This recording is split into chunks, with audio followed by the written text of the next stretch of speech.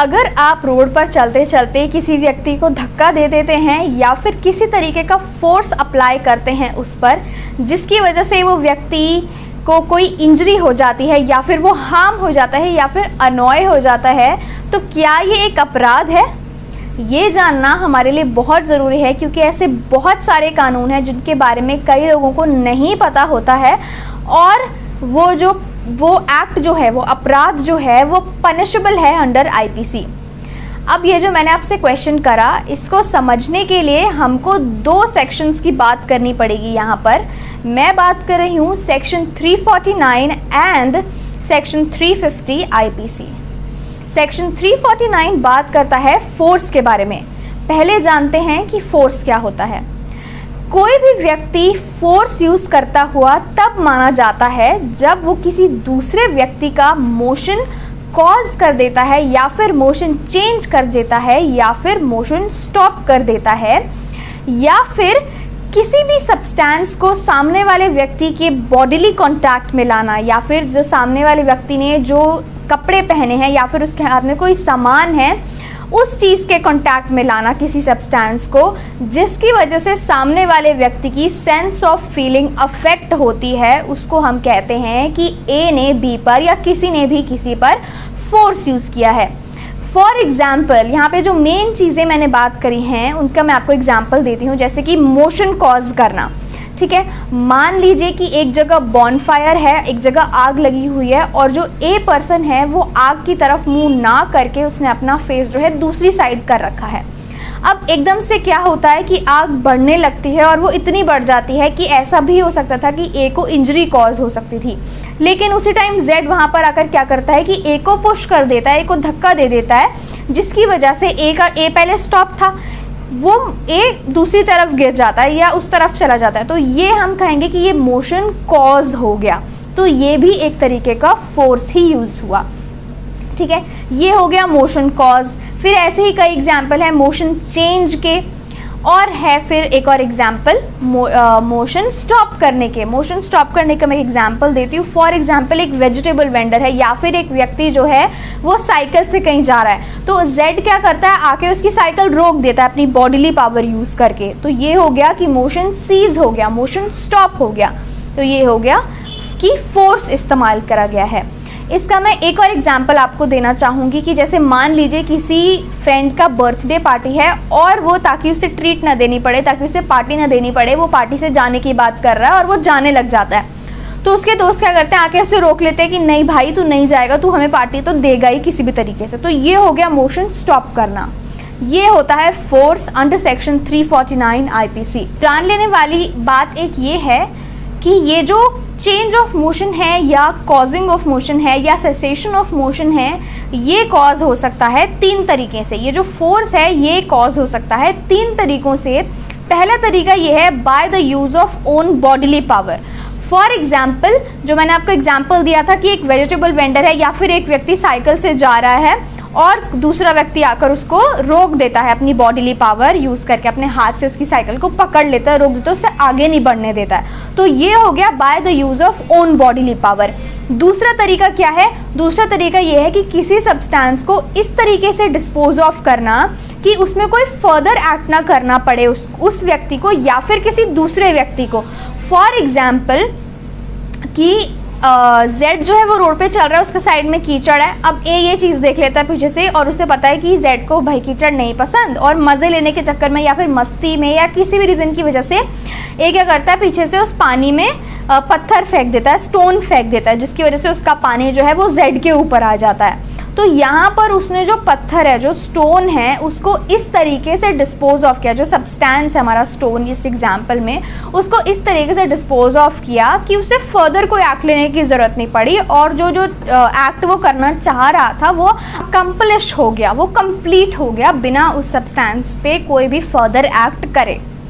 तीसरा जो टाइप है वो ये है कि इस तरीके से फोर्स यूज़ करना कि किसी एनिमल को इंड्यूस करना कि जो सामने वाला पर्सन है उसका जो मोशन है वो कॉज हो जाए या मोशन चेंज हो जाए या फिर मोशन जो है वो स्टॉप हो जाए।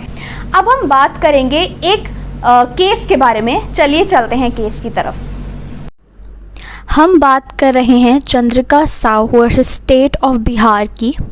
इस केस में क्या हुआ था कि एक असिस्टेंट सुपरिटेंडेंट एक शॉप पे जाते हैं, वहाँ पे सरप्राइज़ विज़िट करते हैं और उस शॉप की बुक्स ऑफ अकाउंट्स को देखने लगते हैं। वो शॉपकीपर एकदम से आता है और उन बुक्स को उसके हाथ से खींच लेता है, स्नैच कर लेता है। तो यहाँ पे जो मिस्टर सिंह थे, जो सुपरिटेंडेंट थे, वो उनके अगेंस्ट कंप्लेन लॉन्च करते हैं अंडर सेक्शन 353 आईपीसी। यहाँ पे ऑनरेबल सुप्रीम कोर्ट ने ये कहा कि ये क्रिमिनल फोर्स नहीं, ये एक फोर्स है, क्योंकि जो स्नैचिंग ऑफ द बुक्स था, यानी जिस तरीके से उसने खींची वो किताबें, उसकी वजह से मोशन कॉज हुआ और मिस्टर सिंह जो थे उनके सेंस ऑफ फीलिंग को अफेक्ट हुआ, सेंस ऑफ फीलिंग उनकी अफेक्ट हुई, उनको हाथ पे जर्क महसूस हुआ। तो यहाँ पे ऑनरेबल सुप्रीम कोर्ट ने ये कहा कि ये फोर्स है, ये जो कि आएगा सेक्शन 349 आईपीसी के अंदर। ये तो हमने बात कर ली फोर्स के बारे में। अब हम बात करेंगे कि कैसे ये फोर्स जो है वो एक अपराध में कन्वर्ट हो जाता है, वो एक क्रिमिनल फोर्स बन जाता है, वो एक अपराध बन जाता है। तो उसकी बात करी गई है सेक्शन 350 आईपीसी में। सेक्शन 350 बात करता है क्रिमिनल फोर्स के बारे में। क्रिमिनल फोर्स क्या होता है कि अगर कोई भी व्यक्ति कोई फोर्स यूज करता है किसी सामने वाले व्यक्ति के अगेंस्ट, जो कि उस पर्सन के कंसेंट के बिना है और इस इंटेंशन से यूज़ करता है कि उसे पता है कि उसका ये जो एक्ट है, he is very well knowing it and he has the intent कि ये जो मेरा एक्ट है ये सामने वाले व्यक्ति को या तो कोई इंजरी दे सकता है या फियर क्रिएट कर सकता है या अनॉय कर सकता है। ये जानते हुए भी वो व्यक्ति फोर्स यूज़ करता है बिना सामने वाले व्यक्ति के कंसेंट के, जिसकी वजह से सामने वाले व्यक्ति को या तो इंजरी हो सकती है, फियर कॉज हो सकता है या फिर वो अनॉय हो सकता है। तो इसको हम कहते हैं कि उस व्यक्ति ने जो है वो क्रिमिनल फोर्स यूज़ किया है और वो एक अपराध है अंडर आईपीसी। यहाँ पर अगर मैं एग्जाम्पल से आपको समझाना चाहूँ तो मान लीजिए Z जो है वो रोड पे चल रहा है और A पीछे से आकर देखता है कि भाई Z चल रहा है और वो Z के ऊपर पत्थर मारने लगता है, या फिर उसके साइड में पानी पड़ा है, उस पानी में पत्थर मार देता है, जिसकी वजह से जो Z की सेंस ऑफ फीलिंग है वो हर्ट हो जाती है एंड ऑल्सो फियर क्रिएट हो जाता है। Z एकदम से डर जाता है या अनॉय हो जाता है, या फिर जो Z के हाथ में जो सामान था वो ख़राब हो जाता है, या फिर Z जो कपड़े पहन रहा था वो सब्सटेंस उसके कांटेक्ट में आ जाता है और Z जो है वो बहुत अनॉय हो जाता है। तो ये एक क्रिमिनल फोर्स है। अब हम बात करेंगे कि कैसे, मैं आपको एक दो एग्जांपल से समझाऊंगी कि कैसे हम डिफरेंशिएट करेंगे फोर्स और क्रिमिनल फोर्स के बीच में। मान लीजिए Z जो है वो एक बोट पे बैठा है। अब A क्या करता है, जो Z की रोप है जिससे बोट टाइड है उसको आके खोल देता है, उस गांठ को आके खोल देता है और बोट जो है, पहले वो स्टिल मोशन में थी, बोट जो है वो मोशन में आ जाती है, मोशन कॉज हो जाता है, बोट अपने आप चलने लग जाती है। तो वो तो हो गया कि वो फोर्स यूज हुआ है। अब A क्या करता है यहाँ पर, अब मैं इसी एग्जाम्पल को क्रिमिनल फोर्स में बताऊंगी कि ये क्रिमिनल फोर्स कब होगा। अब A क्या करता है यहाँ पर कि Z की बोट का नॉट आके खोल देता है बिना उसकी कंसेंट के, और इस इंटेंशन से कि मेरा ये जो एक्ट है वो Z को अनॉय कर सकता है, फियर क्रिएट कर सकता है या फिर उसको इंजरी भी दे सकता है। और यहाँ पे A की इंटेंशन क्या है, A की इंटेंशन ये है कि वो Z के को हार्म करना चाहता है या फिर कोई ऑफेंस क्रिएट करना चाहता है। तो ये हो गया criminal force. So this is the difference between force and criminal force, जहाँ पे इंटेंशन, नॉलेज आ जाती है कि हाँ भाई मेरा ये जो एक्ट है ये सामने वाले व्यक्ति को इंजरी दे सकता है या फोर्स फियर क्रिएट कर सकता है, फिर भी वो व्यक्ति वो ऑफेंस करता है, ठीक है, बिना उसकी नॉलेज के, बिना उसकी कंसेंट के, बिना सामने वाले व्यक्ति के कंसेंट के, तो उसे हम कहते हैं कि ये क्रिमिनल फोर्स है। तो अब आपको जो क्वेश्चन मैंने वीडियो की स्टार्टिंग में पूछा था उसका आंसर मिल गया होगा। अगर आपको उसका आंसर मिल गया है तो ज़रूर मुझे कमेंट सेक्शन में बताएं कि ये एक अपराध है या फिर नहीं। अगर आपको मेरी वीडियो पसंद आए तो ज़रूर लाइक, शेयर और सब्सक्राइब कीजिए। धन्यवाद।